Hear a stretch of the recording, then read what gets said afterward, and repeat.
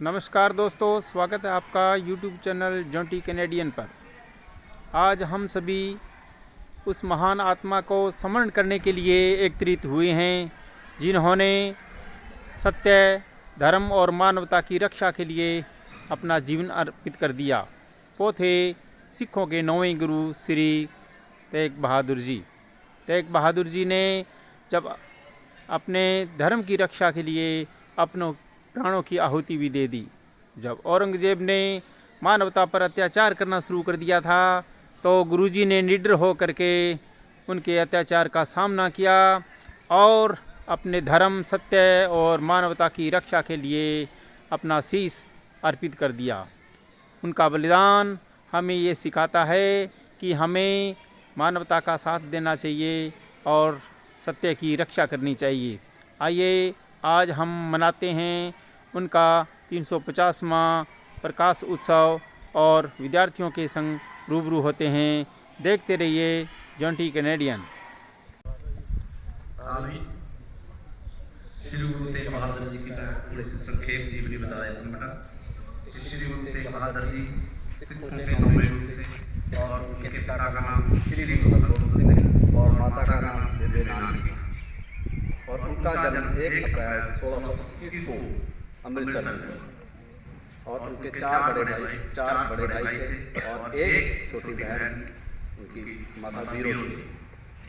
और श्री गुरु तेग बहादुर के बचपन का नाम था त्यागमल, लेकिन करतारपुर की जंग में उन्होंने अपने पिता के साथ तलवार के ऐसे जौहर दिखाए कि पिताजी ने उनका नाम बदल के तेग बहादुर। जब सिखों के 8वें गुरु अपने अंतिम जब चेचक फैल गई और वो अपने अंतिम सांसों में थे तो सिखों ने ये पूछा कि हमारा अगला गुरु कौन सा है। तो उन्होंने कहा बाबा बकाला। इतना कह के वो अपने श्वास त्याग दिए। और जो पखंडी साधु थे, धर्म गुरु बनना चाहते थे, वो बाबा बकाला आ गए और उन्होंने अपने 12 मंदिर स्थापित कर दिए, सभी गुरु बन गए। लेकिन एक अलग घटना है कि गुरु तेग बहादुर जी सिखों के 9वें गुरु कैसे बने। कि एक बार उनका श्रद्धालु मक्खन साहब बाना अपना व्यापारी था वो और समुद्री जहाज से अपना सामान लेके आ रहा था और उस जहाज तूफान में फंस गया। तो उन्होंने एक मन्नत मांगी कि गुरुजी अगर आप मेरा ये बेड़ा पार लगा देते हो तो मैं आपको 500 सोने की रकम भेंट करूंगा। तो वो किनारे लग गया। अब जब वो अपनी सूचना पूरी कर रहे हैं बाबा काले गया सब केड़े गुरु ने तो उन्होंने उसे देखा गुरु बाबा बकाला है और वहां गए तो पता लगा भाई है। तो अब कर कैसे हो, हर एक का मैदान में गुरु। फिर उन्होंने क्या करा, मक्खन साहब बाबा ने सबके आगे 5-5 मोहरे रखने शुरू कर दी, क्योंकि वो पखंडी थे, उनको पता नहीं था भक्त की जो मुराद पूरी जिसने करी थी वही गुरु सच्चा था। और जब गुरु तेग बहादुर के पास रखने लगे तो उन्होंने कहा भाई श्रद्धालु उन्हें 5 मोहरे रखी और 495 का तेरा डूबता हुआ बेड़ा पार लगा है।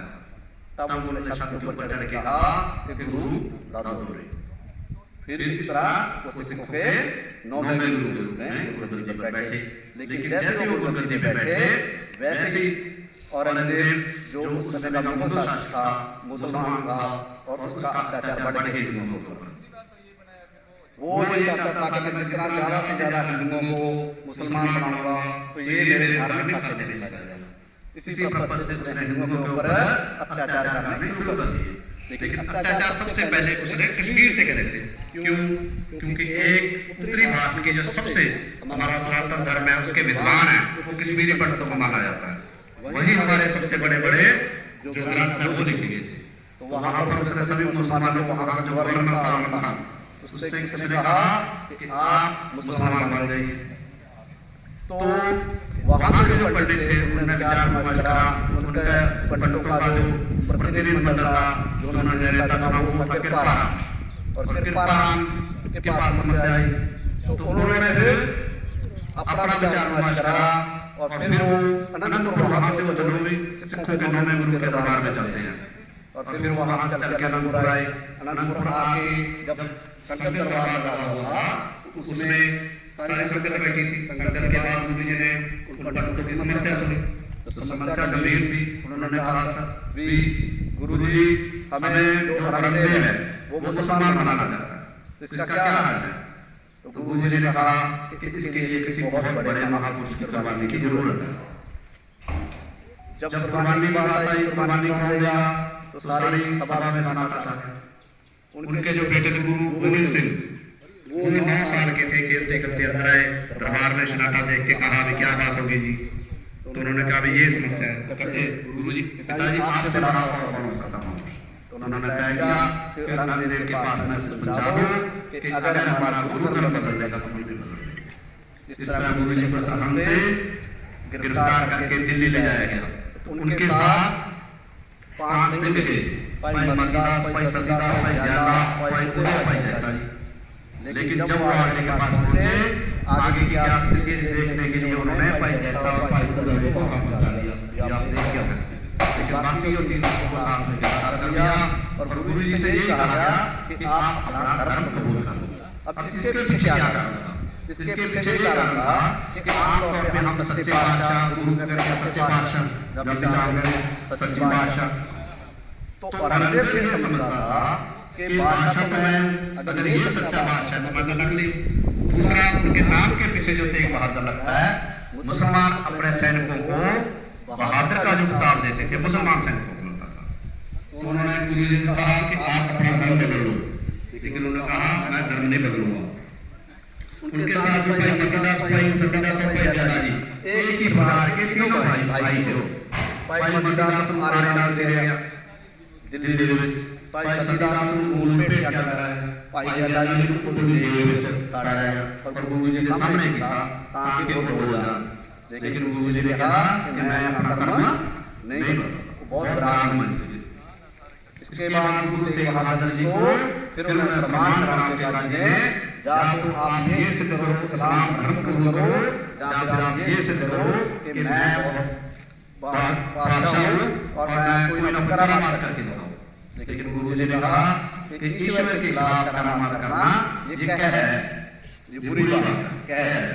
इसलिए उन्होंने अपना शहीद बलिदान देना स्वीकार किया और चांदनी चौक जो पुरानी दिल्ली रेलवे स्टेशन है उससे महत्वपूर्ण सी दूरी है, शीश गुरुद्वारा वहां पर उनका शीश धड़ से अलग कर दिया गया 24 नवंबर 1675 को। वहां पर आज तक शीश गुरुद्वारा रहेगा। दूसरी बात ये बता देता हूँ, अगर आप दिल्ली जाते हो आपकी ट्रेन मिस होती है, कुछ घंटे पड़े हैं, तो अलग घूमने की बजाय स्टेशन की बजाय आप शीश गुरुद्वारे में जाओ, वहां पर गद्दी घर में अपना स्नान जमा कराओ और स्नान करो। लंगर पानी मुफ्त है, वहाँ लंगर चलता है और अच्छी व्यवस्था रहेगी, आप रह सकते। उसी के बाद जहाँ पर जाला जी को कैद करा गया था वहाँ पर आज तक पुलिस चौकी है, कोतवाली है। और गुरु जी ये उनका बलिदान हुआ। अब उनका बलिदान अमर क्यों हुआ, ये बात बड़ी होती है। शीश दे दिया वो ध्यान में सैनिक क्यों नहीं करे, लेकिन उनकी शहीदी ने इतना बड़ी प्रेरणा दी कि उसके बाद जो उनके पुत्र थे श्री गुरु गोविंद सिंह, उनके 4 शहजादे थे, वो भी शहीदियों के लिए तैयार हुए। जब उनको मुगल दरबार में पेश करा गया, इतने नुमाने उनको औहदे दिए गए, पेशकश करे गए और उनको इस्लाम धर्म कबूल करने के लिए कहा, तो लेकिन उन बच्चों ने इस्लाम धर्म नहीं कबूल करा। 7 साल 9 साल 11 साल 13 साल बच्चों की, लेकिन उन्होंने सरहद की दीवार में जिंदा चलना मंजूर कर लिया। तो ये प्रेरणा कहाँ से? वो ये कहते थे कि आपको छोड़ देंगे, आप क्या करोगे? जब सरहद के काजी ने कहा, वो कहता है हम वापस जंगल में जाएंगे, फौज इकट्ठी करेंगे और फिर जुल्म के खिलाफ लड़ेंगे। तो जो छोटे साहबजादे थे बाबा जोरा सिंह, बाबा फतेह सिंह, उनको जिंदा नहीं होने जमा दिया था। आज भी दीवार है सरहद में है और दिसंबर के महीने में वहाँ पर जोड़ मेला लगता है। इसी तरह उनके जो बड़े पुत्र थे साहबजादा अजीत सिंह जुलार जी, वो चमकौर की गली पेशी के लोग थे। और जो गुरु तेग बहादुर जी की पत्नी थी, जहाँ गुरु गोविंद सिंह की माता थी, वो ठंडे बुर्ज की लोग थी। तो वो साहबजादों को जो प्रेरणा मिली वो यही थी, जिस रास्ते में हमारे दादाजी गए हैं उसी रास्ते पे हम जाएंगे। और उन्होंने इस्लाम धर्म कबूल करा और यही प्रेरणा आगे जाके खालसा फौज में हुई। जब मुसलमानों ने अपना कहर बरताना शुरू कर दिया, यहाँ पर आकर आक्रमण शुरू कर दिए, तो उस समय खालसा फौज इकट्ठी हुई और उस फौज का जो राज था बहादुरगढ़ से लेके पेशावर मुल्तान तक था।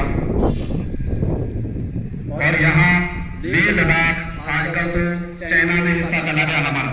वापस जोरावर सिंह और उसमें चला गया और चाइना तक हमारा राज था, इतना बड़ा हुआ था। जब हम पंजाब की बात करते हैं तो उसमें हरियाणा, हिमाचल, राजस्थान, दिल्ली तक का एरिया था। ये उनकी प्रेरणा का स्रोत था। गुरु नानक देव जी के बाद अपने धर्म प्रचार के लिए सिख गुरुओं में से गुरु तेग बहादुर जी ने द्वारा उदासियां करी। उदासियां कहते हैं कि धार्मिक यात्रा करके लोगों को प्रचार करना। तो उन्होंने दूर दूर तक प्रचार किया, मालवा में। और अगर हम आस पड़ोस के जानकारी रखते हैं तो तलवंडी साबो यहाँ से 50 किलोमीटर दूर उनका धार्मिक स्थान है। इसी तरह डबल के साथ साथ कालागांव, वहाँ की यात्रा में गुरुद्वारा बना है। रामपुरा बरनाला के पास है, बरनाला से 5 किलोमीटर अड़सर गुरुद्वारा है। इसी तरह अगर हम आगे जाते हैं हरियाणा की बात करते हैं तो पक्के से शिकायत नाम की बात है गुरुद्वारा का। इसी तरह खब्बू गंडा में सीनियर स्कूल है और मशहूर गाँव है, वहाँ भी है। पहले अभी उन बच्चों को मैं बुलाता हूँ और वो अपनी यहाँ कविता उच्चारण करेंगे। धन्यवाद।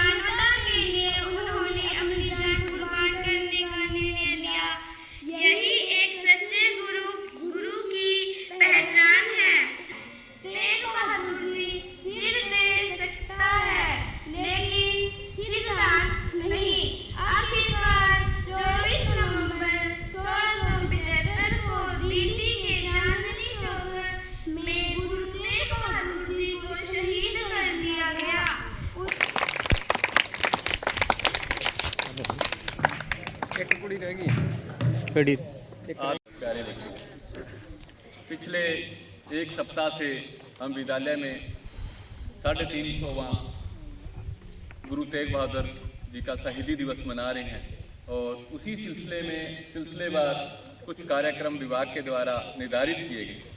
वो कार्यक्रम आपने पिछले एक सप्ताह पूर्ण किए। जैसे आपने क्विज कंपटीशन था एक इस पर, और कविता पाठन, आपने निबंध लेखन, पेंटिंग प्रतियोगिता, ये 7 कार्यक्रम। तो जैसे आपको अपने कुलदीप सर ने, सुखवंत सर ने बताया कि गुरु तेग बहादुर एक हमारी हिंद की चादर, उन्होंने धर्म की रक्षा के लिए अपनी कुर्बानी दी। तो उनकी जो शिक्षाएं हैं, जो प्रेरणाएं हैं, जो हमें मिलती हैं, उनका हमें अनुसरण ठीक है।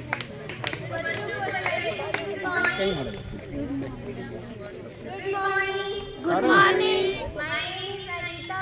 Today's speech. मैं आज गुरु तेग बहादुर पर स्पीच बोलना चाहती हूँ। ओ दुनिया दे बंदियों, पूजो उन्हां नेक इंसानां नूं